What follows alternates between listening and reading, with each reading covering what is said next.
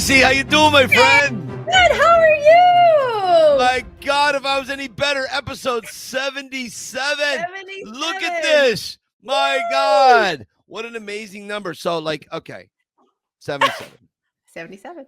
I mean, Airport 77. Did you ever see that?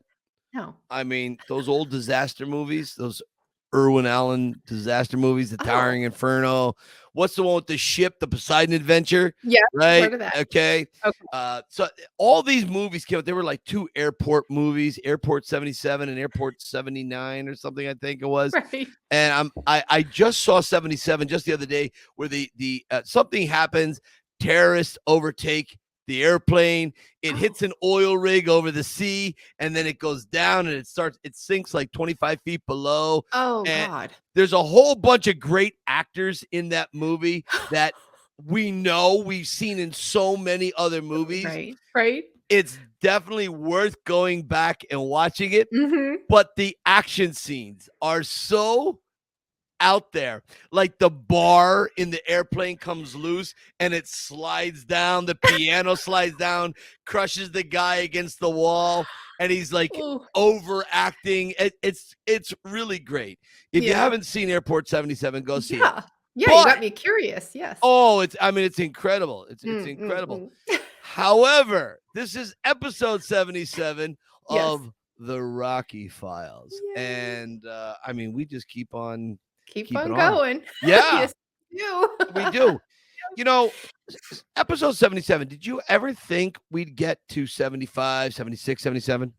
Honestly, my goal is 100. I'm like, if we get to 100, I'm that's what I wanted. Yes. What? And I should actually play it. Do you want to know what Lisa Bradshaw sent me? I'm going to cut it in. So this made me feel so good. I'm like, Lisa, thank you for sending me this. There's this gentleman talking, and he's talking about podcast statistics.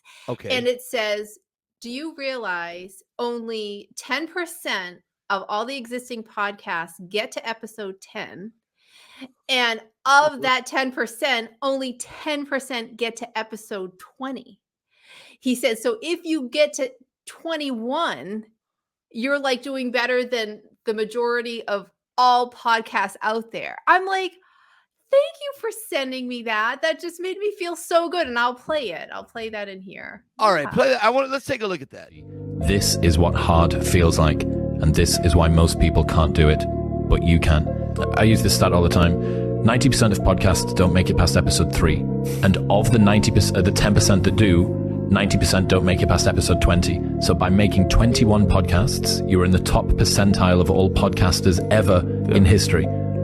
That's what hard feels like. And that's not even hard. It's just consistent. Stacy, here's the thing about that. This is incredible.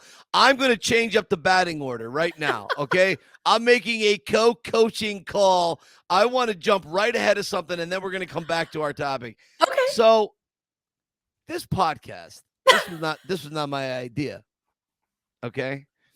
I never wanted to do a podcast ever in my life. And an individual came to me and said, it might be a good idea. And so I did one called From Pretender to Contender, which, by the way, I was the guy that came up with that name. Right. But that didn't work out. How many episodes did we get on that? Do you recall? I think you got on to 10 or 11, and then you dropped 10 off. or 11. Yeah. Interesting. Lisa Bradshaw, thanks for the heads up. 10 or 11. And that was it. It fell apart. It went in a direction that I did not like. I did not care for. It was against everything that I was thinking about. Right. And I was completely sold that I would never, ever do another podcast. Yeah. And someone, I don't know, I heard it was someone that came up with this idea. Whose idea was it to contact me? Mine. Me. Your idea, really? Yes. What went through your mind? Yes. Let's get that straight. That's straight. It was no one else's idea. You, Stacy Burke, you were the one that had this concept that maybe there might be something left in the reserve tanks in my brain for some type of a podcast. Right. What goes through your mind? What did that process look like? Well, I knew that the last, podcast adventure you were on was moving away from the Rocky topic, and I never want to get off the Rocky topic. And I think, that your last co-host wanted to broaden and you wanted to keep it narrow. And so I'm like, I'm more than happy to stick to the Rocky topic. That's no problem.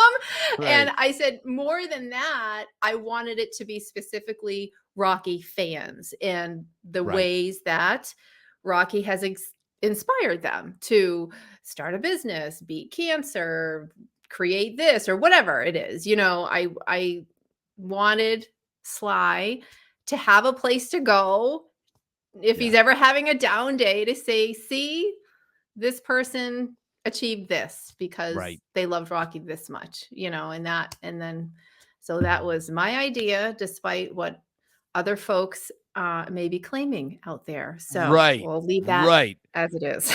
We'll leave that as it is. And your idea was exactly what I wanted to do. Yes, from Pretender to Contender. Right. I wanted to stick in that ballpark of Rocky. I was okay to mention something outside that. I'm not against that. Right. That's okay. But the core had to be around fans. Rocky fans, Rocky, and its inspiration. I think what I knew you needed was a promise that somebody wasn't going to change it up on you. Yeah. And I think, when you have a conversation at the beginning of something, oh yeah, this is what we're doing. This is what we're agreeing on. And then 10 or 11 episodes in, oh, well, let's take it in this direction. Like, I knew I wasn't going to do that. I'm like, no, I'm good to stick with the plan. Let's and shame on me, because before getting involved with other podcasts, I should have realized there's a record here of previous attempts at 6 other podcasts that went nowhere and that got all messed up, and one person was involved with that and one wasn't. I was very new to this, and I thought, boy, I should have paid more attention to that. So, again, we've mentioned this from time to time, but I had been under the misleading false concept that someone else had come to me. So it got you to come. So now I'm glad that I know that you were the heart and the brains behind all of this. Listen, we are taking a few weeks off. Why are we taking? What's going on? What is happening in Stacy land? In senior care assisted living land. That's right. I'm sorry, you guys. It's the same story every week, but we are heading back up north because my dad has his brother, who is 91, who's doing okay, but he is officially on hospice care. And so I really want to get my dad up there to see his brother. My mom's sister is 86. We're going to see my Aunt Claire. So it's going a trip with 81 and 88 it's going to be difficult. And it spans over a week and a half. So I was like, Mike, we're taking a summer break for a couple weeks. Sure. Because it's going to be like driving Miss Janet and Norman for a week and a half. And so, so just pray that I don't lose them in the airport or something. I'm terrified just of the flight because it's not a direct flight. It goes from Nashville to Baltimore. I'm like, oh my God, my mom and her knee, and she needs a knee replacement, and Dad's going to be spinning around with his memory. But the funny thing is on the other side of this vacation, it's a lot of these visits are almost goodbyes. You know what I mean? So there's that sad part. But the other side of the lifeline is my cousin Andrea is pregnant. She just called me the other day. Oh, congratulations. So excited because, she's 35. So we had those conversations. She's like, what if I can't get pregnant? I'm like, don't even go there. Just right. Do what you need to do. It worked out. And so she's pregnant. We're so excited. And then there's a baptism. So her brother, my cousin John, has his little son Grayson, and they asked me to be the godmother. So I will be there for that. So it'll be very nice. Here's the thing. Are you going to do like what I would do? What? Are you going to put cotton in your mouth? As a godmother, I would like to extend to you. Like, are you going to go the Marlon Brando Godfather route? Could you imagine if you show up with your hair all slicked back, right? Yes. You got a tuxedo rose, and you walk into the church with a cat or something, right? I know. On this day of your coronation of the baptism, I give to you. Like, that would be awesome. You got to get someone to film this. Yeah, I'm sure it'll be filmed. It'll be interesting. I was surprised they asked me. I'm like, number one, I'm in Tennessee. Like, whatever. I'm like, all right, I'll see him once a year. I don't know. You to be a godmother forever. I mean, my God, come on. Are you kidding me? Jeez. That's sweet. So it's like it's gonna be a great time and exhausting. Yeah. And I'm like, I'm sorry, I need 2 weeks to get it all done. So that's you gotta download the Rocky movies to your phone so you can watch them on the airplane or my sanity. Yeah, right. Yes. I know. So true. So, well, I wish you good luck, and I can't wait to hear all about it whenever we come back here. When will we be back? We'll be back somewhere near the end of June. Yeah, the last 2 Thursdays. I don't know what the numbers are, but we will be back the last 2 Thursdays of June. Beautiful. All right. Yeah. Well, coming back to the Rocky Files and our 77th episode, Stacy and I thought we would do something a little different this year. That's why this week, because we're going to be a little shorter on this episode, although I don't know, we could probably ramble forever.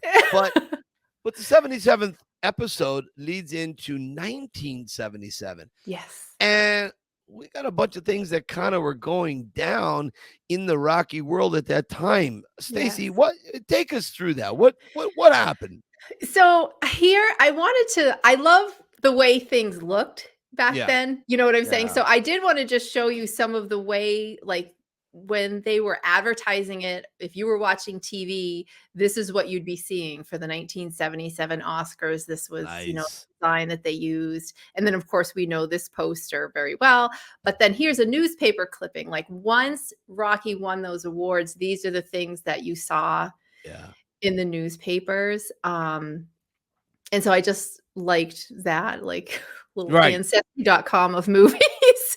But people may not realize, I thought this was, we know that they won 3 Oscars, but does everyone realize they were nominated into 9 categories? Crazy. Okay.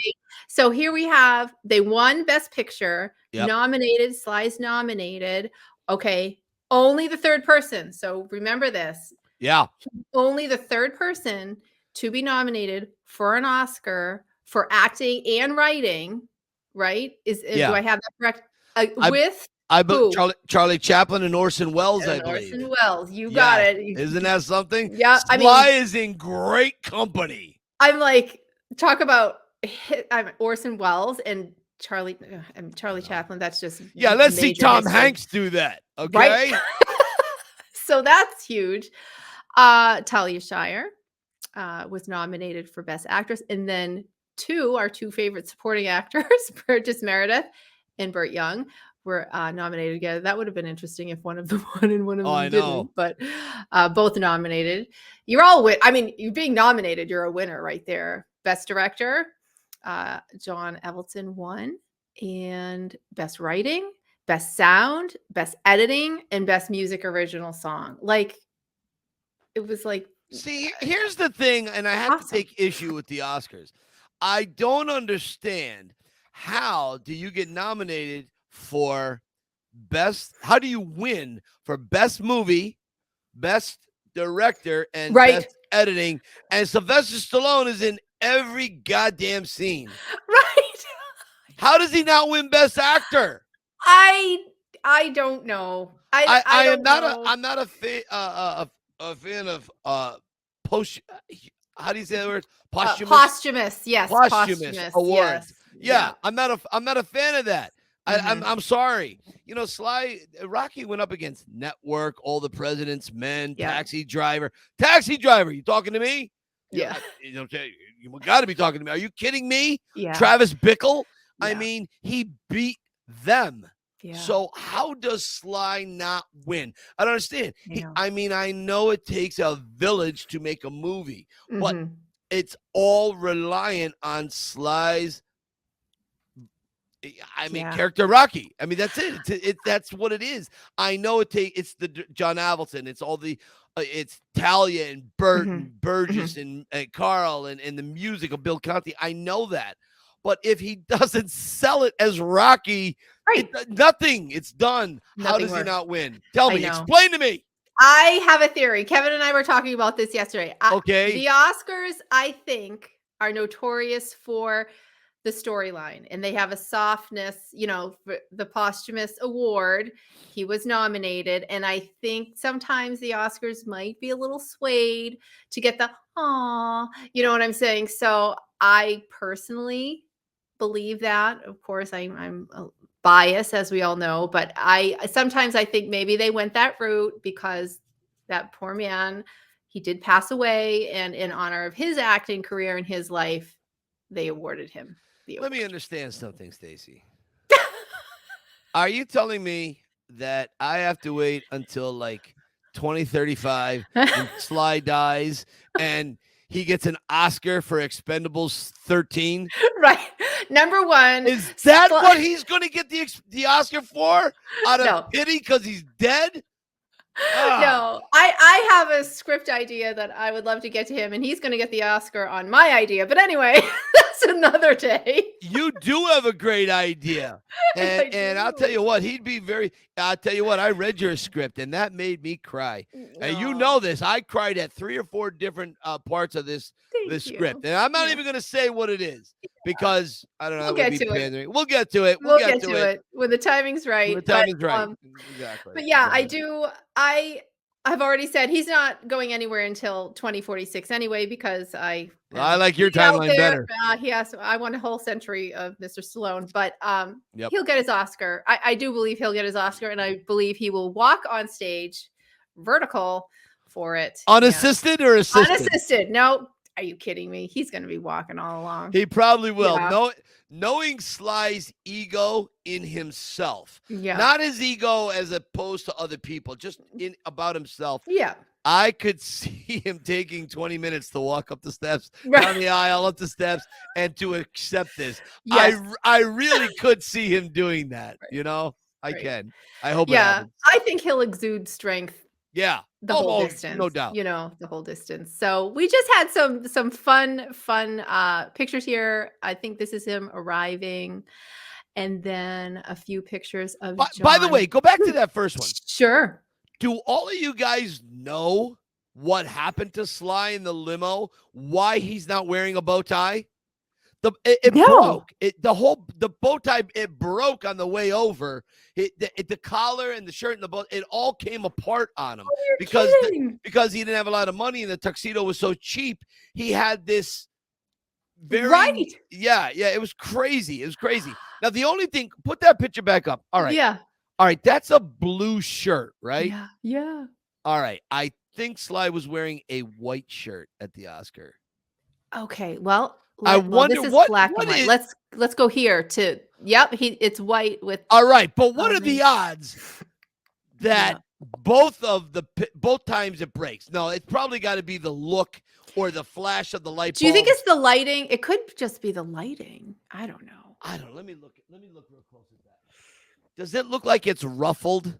It does, but I think let me go back, because when I go back over. Hold on a second. Let me just find it. When I go over here, I think that's a ruffle too. No, look, here's the thing. Oh, this is so great. This is what I love. Okay, Stace, go back to the first one. Okay, yes. Look at the sideburns. Oh. Jump over to Ali. Go ahead. Yep. That happened to him twice. No bow tie. Wow. Now I want to know, what is this picture from? Is this from the Golden Globes because his hair is a little longer? What are we looking at? Wow. That's so funny because it's labeled outside of the Oscars. So that's why it could be. But now I have to go back and see where he wore the powder blue shirt to the Oscars. See? Look at that. Oh. Down the rabbit hole. Down the rabbit hole, into the weeds. Baby Moses is found on the Nile. Look at that. Oh, I am so, and for everybody watching this, Stacy and I were just going through these pictures before we did this, right? Because getting our ducks in a row, and I didn't pick that up until now, and I'm like, I know. What is that? But you're the detail master. Yeah, I know, God. but this is great though, because I hope Sly sees this and somehow he says, "Oh, that was the People's Choice Awards. Right. That was the night I grabbed the flowers and I threw them up in front of Arnold, and that was what started the rivalry between me and Arnold." You know what I mean? Right. So, all right. What else do we have? What else do we got? All right, John G. Appleton. Look, look at him. He's like this tiny little guy. I didn't realize he was such a petite man. He looks like he's only 5'5". Yeah, he's a short. He was a short guy, but and I know he wasn't that much older than Sly, but he was probably about 38, 39 years old here. Wow. And there he is. Look at that smile. Oh, unbelievable. He's got like a Sean Cassidy look there. And let's see some of the iconic ones. We have some video around this, so we'll show this. All right. Let's take a pause here for a second. Yeah. So here we got Bob Chartoff on Sly's left, who was, by all accounts, a really great guy. Yeah. On Sly's right, we have I'm just going to call him Mr. Winkler. And I'm really not going to say anything negative about this, because any of you watching right now, you can Google Sly Winkler issues. Mm-hmm. I want to say at this point in their relationship, Erwin Winkler and Bob Chartoff, they had put their houses on the line to have the completion bond for the filming of Rocky, because in case they had gone over, which they didn't do, but had they gone over, they had to have something to back up money-wise to so at one point, it was a very happy relationship between the three guys. And if I'm Sly and I look back on this moment, it's such a beautiful moment what Sly did. Yeah. Writing Rocky, getting it to this point, struggling up to this point in his life. And if he could, and I don't even know why I'm fixated on this moment, maybe because of what would happen after this photo, maybe the differences between the two guys. I just think, boy, isn't it sometimes the way life works out? You know, if you could just go back and would you change something? Would you be more aware of something?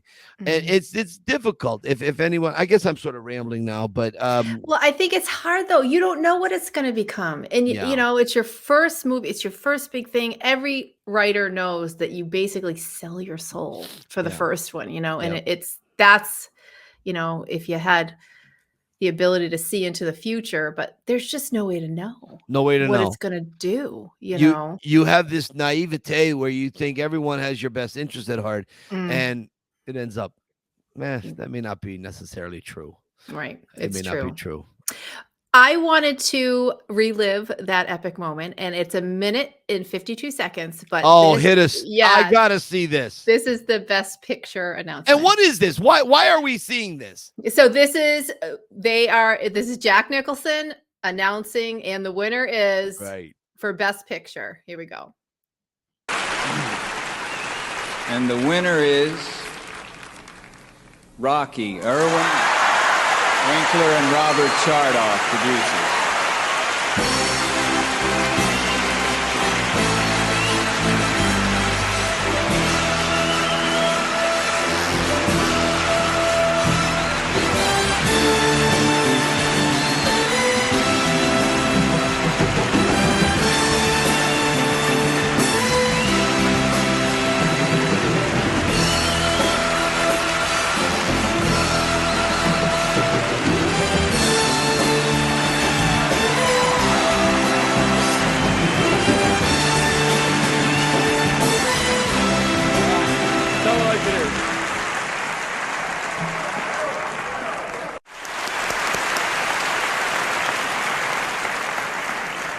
I'd like to thank John Avildsen for his sensitive direction, Gene Kirkwood for his imagination and energy, and finally, the Academy, who has permitted Rocky, 1,000,000-to-1 underdog, go the distance tonight. Thank you very much.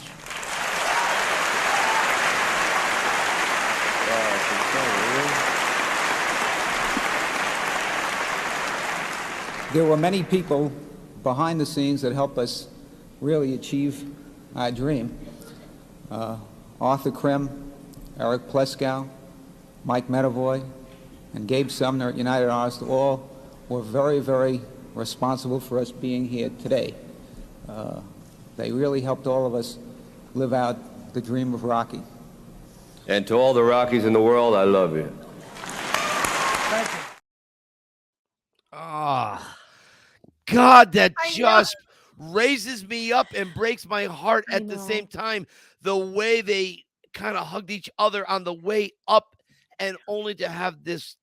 I know. For where it is now, it's heartbreaking. It really is heartbreaking. So heartbreaking. Yeah. But that moment, how many times, Stacy, does a fork in the road moment get caught on film? Life-changing moments. Sylvester, listen. No one is ever going to say the John Avildsen, Irwin Winkler, Bob Chartoff film Rocky. Right. Everyone's going to say. Right. Sylvester Stallone's Rocky. Yeah. They're always going to say that. They're always going to associate. He is going to be the one behind that. So, and we all know it takes a village, like I said earlier. But my God, to look back at that moment, it's on film. Yeah. I wonder if Sly can divorce himself from where it is now, to just that moment. Does he look back to just that moment? Can he allow himself the beauty of when they read Rocky and how he must have felt sitting next to Sasha, Frank sitting there in the audience clapping? I mean, good Lord. Good Lord, what a moment. So a huge moment of validation. And for Sly, I'm just, like we said, it's just so funny. They were nominated into all these categories, which they didn't win, but somehow won Best Picture. But it's a testament to not giving in. He could have sold that thing. He could have, if he sat back and watched somebody else play Rocky, oh my God. And for him to have that moment to be like, I stuck to my guts. Yep. And look what I have. And I showed you this earlier. I just want to show there's something about this expression. Right. I love when I came across this. To me, it's like he's looking out there, but he's all inside. I would love to ask him, what is going through your mind? Like, I did it. We're here. I won this. Like what? Right. Like, this is why you don't sell your soul. Frankie Sullivan said this. Yeah. Episode when he was, how am I writing Eye of the Tiger? And he kept being swayed. He's like, nope, this is how I'm going to write it. And at 24, he stuck to his guns. And now it's, you know what I'm saying? Those moments when you don't sell out. And this is what you get if you don't sell out. And I just love reliving. Well, I was only 3 when this actually happened, but you know what I'm saying? To watch that. Of course. No, reliving so it. Cool. And speaking of reliving that moment, so Muhammad Ali is probably arguably the greatest of all time. I get that. I mean, look at this. You love him so much. I mean, here, could you imagine this in front of how many millions of people on television? Yes. Now, there is a little segue we have here. If you could play that video, this is maybe one of my favorite videos, and I want to watch it live here with you because this is just remarkable. Iconic. Not anyone else, but I really feel it's a privilege to be here tonight, and I'm going to try my best to. But can't you see I'm working? I'm the real Apollo Creed. You stole my script. You stole my script. Don't you see I'm working here? No, I saw it. I watched your movie. You stole my script. All that was me. I'm the Apollo Creed. You've been putting me on for years. Show me what you can really do. Show me what you can really do. You know my real name, don't you? No, show me. Kid Salami. Show me what you can do. Come on, show me. Show me.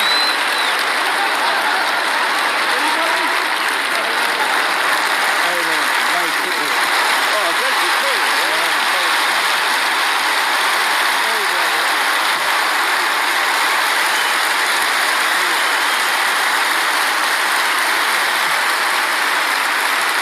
I just got to say one thing. I may not win anything here tonight in the form of an Oscar, but I really feel it's an amazing privilege to be standing next to a 100% certified legend, and it's something I want to treasure for the rest of my life. Unbelievable. Thank you very, very much. You know what it means to me. Love. I am so emotional right now watching that. I know. That is amazing. And I really want to talk about this for a second here. So here's the thing. Nobody, and I mean nobody, eats the furniture better than Sly. When you see him on talk shows, whether it was Jay Leno, Johnny Carson, any talk show, Sly does not need any type of help or prompting. He knows how to eat the furniture, eat the scenery. Arnold is very good at that too, but Sly is really the master. And when you see something like this, if you need to understand how difficult that is, okay, go back and watch like Bruce Willis or Harrison Ford on David Letterman. They're horrible. They're horrible. And I love both those actors. Right. But they cannot eat the scenery. Like Sly does. Yeah. He is very witty. His banter is on point every time. He knows how to take a moment and make this into something like really remarkable. And to be up there in front of all of these people, and you guys have to understand, Sly's like a neophyte at this point in his career. Right. Yeah, I mean, he's only 30 years old, and he's bobbing and weaving on. And the one thing a lot of people probably don't know, when Sly says, you know what my real nickname is? Kid Salami. Kid Salami was Lee Canalilo's name in Paradise Alley when he hangs all the salamis off of him and he fights Big Glory and all that. That was his nickname, Kid Salami. And so I just can't help but look back at that and think, I wonder how many times Sly has Googled that and sat and watched it on YouTube, because it's not even an ego. It's a I can't believe that happened thing. That's even Sylvester Stallone, who he is, when we are at the top of the mountain. That is something I think you bring to the top of the mountain with you. That is something that is so surreal that it happened. Going back to that picture that you love so much, where he's in that surreal pose. What are your thoughts on that? Yeah. Well, he's still a very young man. And he handles that whole moment with such polish and grace, and he's comfortable there. You know what I mean? And then they do the shadow boxing, and then he kind of motions to him so that people, applaud for him. And then he comes over, and it's unscripted. They come over to the podium, and he says such a beautiful tribute, a show of respect for him off the cuff, so beautifully. You know what I mean? Just such class and grace for a very young man at that time. He's doing to Muhammad Ali that we would do to Sly, like, oh my God, he's out here on stage with us, or he's here, or he's talking to us. And, he's showing respect to somebody who was a huge, huge icon in his time, I don't know. He handled it. Like, you're right about just being able to take the moment and not get weird with it. He can just roll with it. He did so nicely. I love that video. I must have watched that video 42 trillion times. Times. Right. Yeah, exactly. It's just, it's a very impactful video. Yeah. And so some fun photos. I love this one. And then this one is so cute right here. He's like, oh, I'll be taking this home. That's it. I didn't win, but I'm taking one anyways, damn it. But he won. I mean, come on. Anyone nominated, it's such a short list. It's all winning. I'm sorry to have your name on any Oscar list. Hey, Charlie Sheen says it best. Winner, chicken dinner. Yeah. Everybody wins across the board. Everybody wins. Yeah. So anyways, that's it, right? We don't have nothing else to talk about. Yeah, I just wanted, if I could, I'll cut this out if you want me to, but this right here, I wanted to hit this. Yes. I wanted to hit this. This is, to me, when I saw this picture, I mean, I've seen this picture 100 times. When he did the post, he had there was 10 pictures in the whole post. And then it came to this one. And there's nothing, I don't want to say not that he's not confident, but this right here is all worry. All right. And so I got a like from Sly on this, and I was so excited because I mean, every time I get a like from him, I'm like, woo. But this was my thoughts, because I've written a lot, but I said it's all in the eyes. This is what writers look like on the eve of revealing their souls and their guts. It's all worry, concern, and uncertainty. Thank you, Sly, for pushing through. It made a world of difference for millions. And I cannot tell you, or I will tell you, I have 11 storylines that I sit on because it's so hard because all the moments and all these scripts that I've written, the storylines are fictional, but the moments are real and they're very personal. And some of them, most of them are mine. Some of them are actually friends or family members. I know, and I'll throw them all into the same character.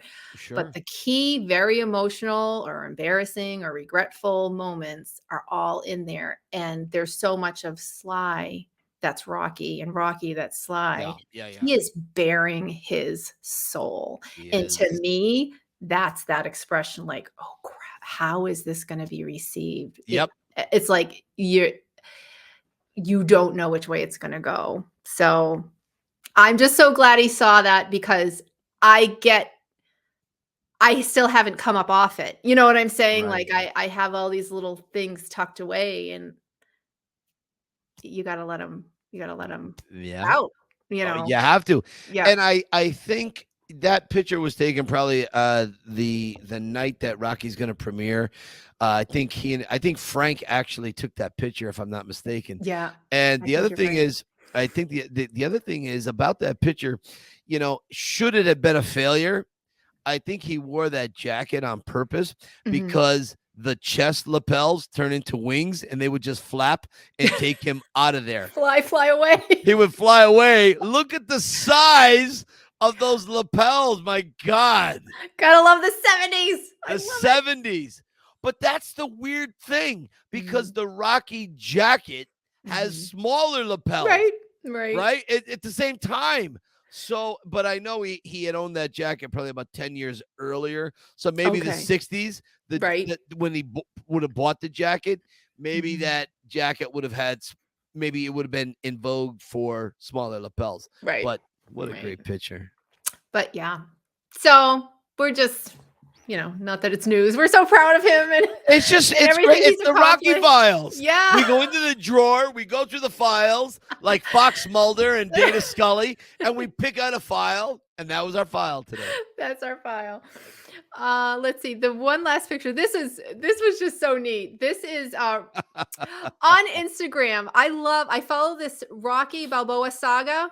And I think Sly follows him too, but he has great posts. And I was like, this is a real creative post. I thought it was cute. So on Instagram, Rocky Balboa Saga posted this, and I was like, I like that. I just put that up there because it was kind of cool. But anyway, episode 77, 1977, a big year in Rocky world. Huge. Yes. Well, this week we don't have any guests, and I guess there's nothing left to talk about. Well, yeah, our guest, and we will find out, the poor man, and we'll let him talk about it. But his very dearest best friend died very unexpectedly, and so he will be back to us in the future at some point. But we do wish him well, because he's unfortunately grieving a very, very, very sad event. So, but we wanted to come at you guys with something before we're gone for 2 weeks.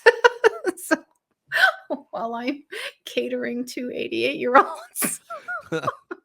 You're going to have so much fun. Shoot me. Anyway, what else you got, Michael? Oh, wait a minute. Wait a minute. Wait a minute. Somebody's Charles Grodin. Wait a minute. A wee little something to discuss. I might have a little something. I don't know. A lot of people. I've been getting a lot more messages actually the last week and a half. People have said to me, Mike, did you change the name of your tour? Did you change the name of your social media stuff? And I go, I have. Yeah. So when I started, I didn't necessarily want to, but when I ended up having to change it, I actually found it incredibly liberating, and I think I'm better off for it. So a long time ago, when we started these tours, I have a manager who gets me my Rocky gigs, and we had this idea, this concept. So we went to MGM, and we had sent them a video of everything I thought I was going to do, and they loved it. They said, "Wow, the official Rocky tour. This is a great idea. We've never thought about this before. We will endorse you, back you. You can use the name Official and Rocky if you give us $35,000." So, I don't think it's going to make like $100. So I couldn't give them the money. And Sue and I had talked about it, and we kind of thought maybe we don't need to be called the official Rocky Tour. And I said, okay, well, we're going to call it the Yo Philly Rocky Film Tour. And I got a lawyer, and I spent a few dollars, and I just found all the paperwork about that. And after all the information was put into the blender, it spit out, you know what? You've got Sly's blessing, and you're okay. Don't worry about anything. So that's why I ended up going with the Yo Philly Rocky Film Tour. Right. Now, MGM, who owns it, they knew about me for quite some time. They had no issue. Then they got bought out by Amazon. Yeah, by Amazon. And a series of events began, and I was seen as two things by MGM and Amazon. Competition for their downloadable Rocky Tour Experience app. Which is lousy. I said it for you. Go ahead.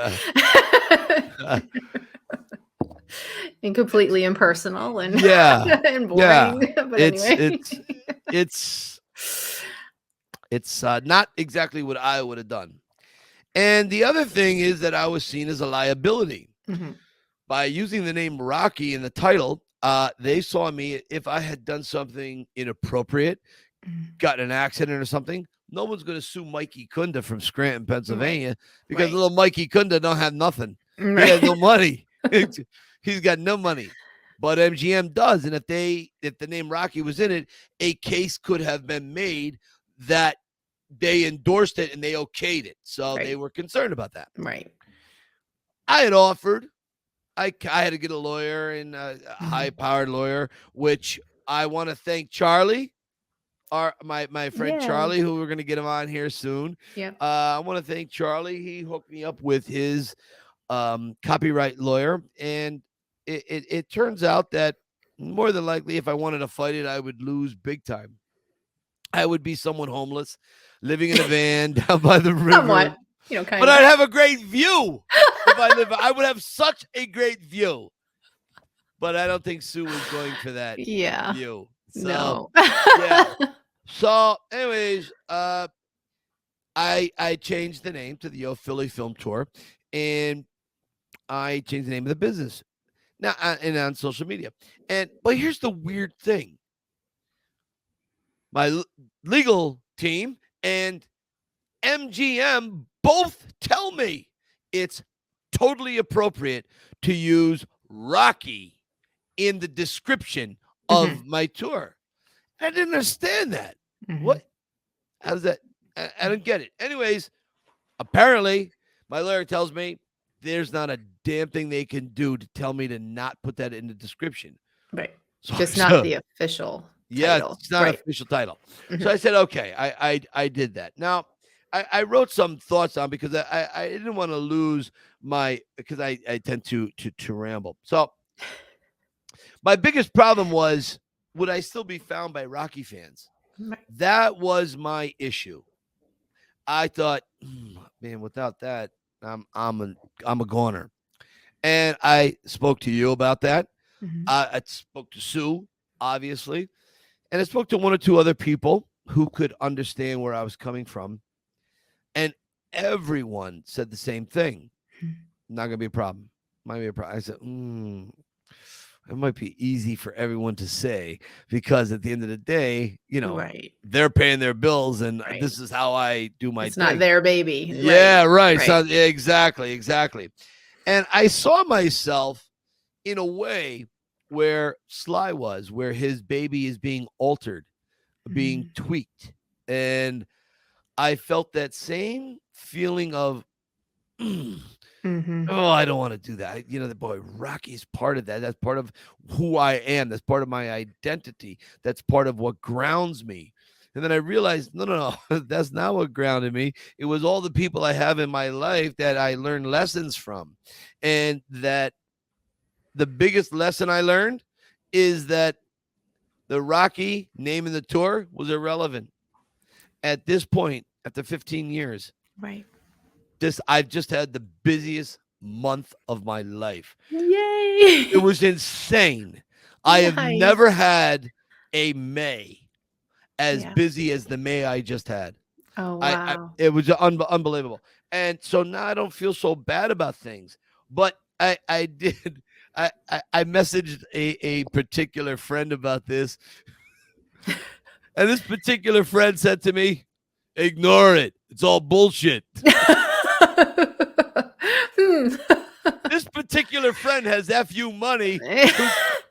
I do not. That you do not, right? I don't even have, could you please not bother me money? I don't even have that. Okay. Right. And anyways, it all worked out really well. And but the important thing is, anyone who hears this little story of mine, this little journey, I don't want anyone to be mad or angry at MGM, because I understand MGM's point of view. Right. I do. Competition and liability. Liability is the biggest piece, I think. Yeah. I get that. I really, really do. I respect that. And the letter, I'm not going to read the letter because I'm not sure if I can or not, but the letter from MGM was actually beautiful. Yeah. And compliment. I told you the letter, right? Yeah. It was almost complimentary. Yeah. In a way where they didn't have to be. Right. They could have lowered the boom on me, and they didn't. So I'm in a really, really good place now. I was very nervous. When that letter, that cease and desist letter comes in early April, I was like, scary. Oh my, right away. How are you going to pay for your mortgage? How are you going to live? And you get the Pretender, you got Cue the Rocky music. I have all these things out there, and now I got to walk the walk. Now it's like our mutual friend says, it ain't about how hard you hit. It's about how hard you can get it and keep moving forward. Exactly. So now I've just been punched by Clubber, Apollo, and Drago. Yeah.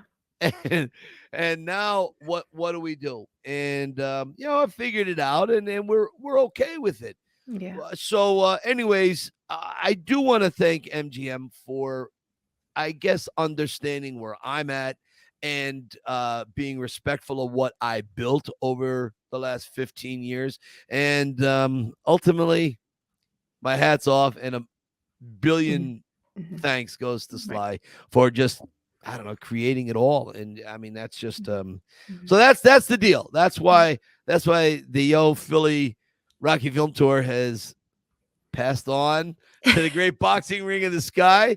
And we are now the Yo Philly Film Tour. Yes. So Google us constantly. Keep us out there. Keep us going. Yes. And I truly appreciate it. Yeah. And I think what I really liked about the letter, it's odd to think that you liked something about the letter, but their intent, and they stated it, our intent is to amicably settle this. They could go ugly if they wanted to. Yeah. And they were like, hey, just pull Rocky out, and they suggested the title that the Yo Philly Film Tour would be completely acceptable. And I was like, okay, great, let's just do it. And I think, like you said, without the Rocky in there, is it going to affect your business? So no, it's just the way search engines work. People are still going to find you, and they have been clearly. So that's good. And the weird thing about all of this will be the last thing I say about it. All of the interviews, the podcast, the magazines, the news articles, everything I have done over the last 15 years, it somehow when people Google Rocky tours, it goes to that, and then it takes me now to it takes them to where I'm at now. Yeah. And so I'm okay. It's all keywords. They're all still there, so it's all good. You're going to be busier than you. If I stay this busy, I will have to shoot myself in the head because this was a long month. I'm happy. I'm glad. Have you ever thought about, and I know this would be hard for you and there would be very intense training, but what if there was an acceptable second tour guide that was an insane Rocky fan like you who could probably also give a good tour, and then you can come up? Stacy, you bring up a great point. My idea, I originally had this idea for a few years. My original concept was to have an Apollo Creed. So it would be me. I would be the Rocky-esque. Yes! Then I would have an Apollo tour guide, a Drago, a Paulie, an Adrian, okay? And my thought was, and then I'd even have a Gazzo tour guide. And if you were Paulie, okay, what can you imagine? You would go to my website, and then you would see you could have, and I hired actors to portray these people. Nikki Petito for Paulie. Are you kidding me? It'd be great. It'd be great. And so now I would take them, we would all go through Rocky school. I would be the professor, and I would test them. It would be intense. Yes! A 3-month program. That was my whole thing. And I thought if you didn't want to take or if the Rocky guy was booked, if Adrian and Apollo was booked, maybe you had the Clubber Lang or the Paulie. So Paulie would show up, and it would be like, are you familiar with that restaurant called Dick's? Where they insult you when you go in there? Oh, yes. Right? Yes. Okay. That's the concept. You would go to be humiliated and embarrassed. Okay. That's the name of the restaurant, Dick's. So what if Paulie showed up outside your hotel? He's disheveled. He's got the Paulie hat on, and he's drinking out of a flask. It's iced tea. It's iced tea. Come on. People who make me wait are more stupid. Why'd you wear that shirt? You look like a moron. You know what I mean? This is happening. You have got to do this. To me, this would be an across the board Rocky experience that no one could match. And then I began talking with Sue about it. And we really went over this. Mm-hmm. And she says, okay. She goes, let's take away the emotional fun part of this. Right. She goes, let's talk reality. Mm-hmm. She goes, you got to buy a fleet of vans. There's the cash there. Mm-hmm. Then you got to pay the insurance on this. Mm-hmm. Then you got to take them all through Rocky school. Mm-hmm. She goes, you have so much knowledge up here from 40 plus years.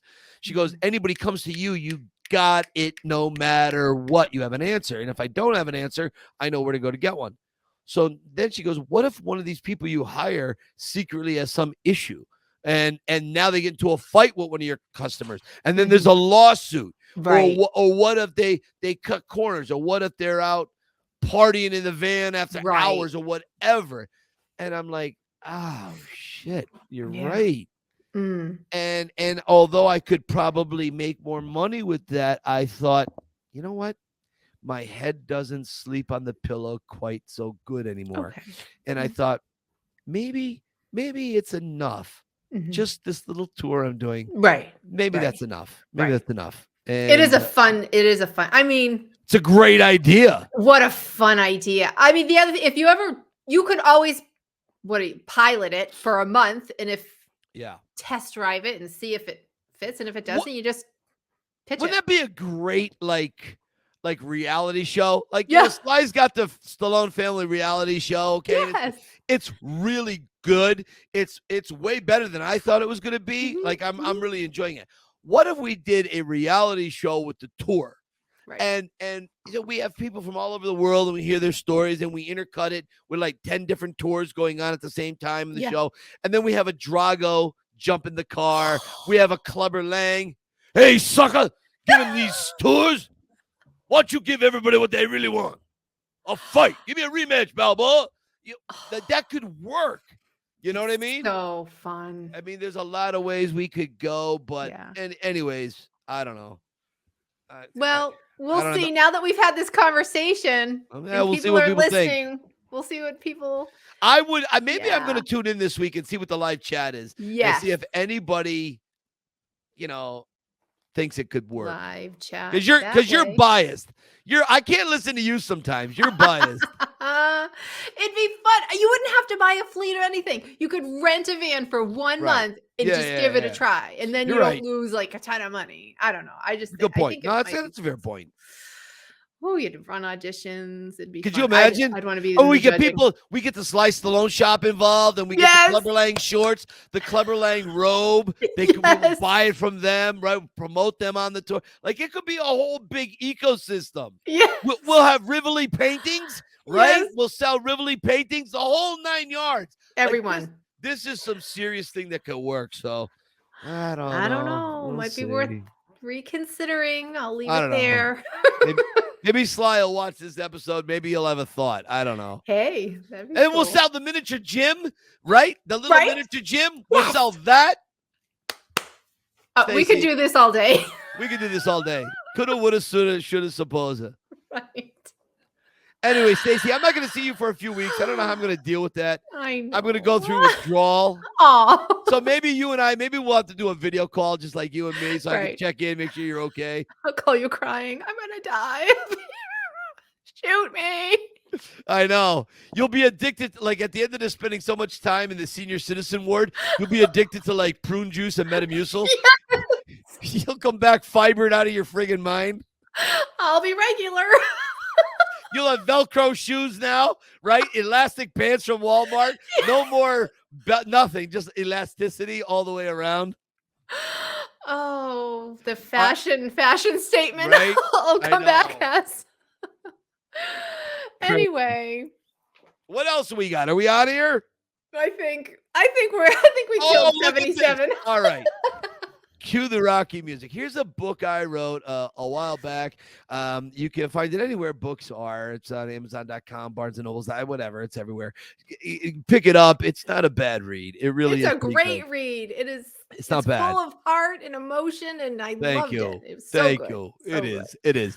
There's a little movie called The Pretender by the great, incomparable Jimmy Toscano and his team out of Detroit. The dream is real, people. You can rent that or you can watch that on Peacock streaming services. You got Amazon Prime. It's out there. You can buy it on Blu-ray on Amazon. It's out. Check it out. Sly is in the movie with me. You will enjoy that.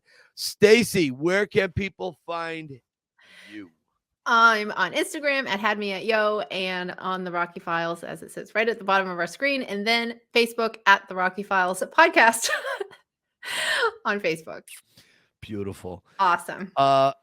It's not bad for no guest. Yeah, we did real good. I'm happy. It was fun.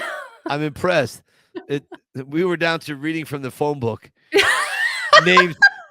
Stacy and I were gonna flip through the yellow pages, and we were gonna because it's ancient, right? No one uses the yellow pages. We were gonna try to find out a Gazzo, a Panino. Right. We were gonna try to find a Clubber Lang in the book, and come through it. Here it is.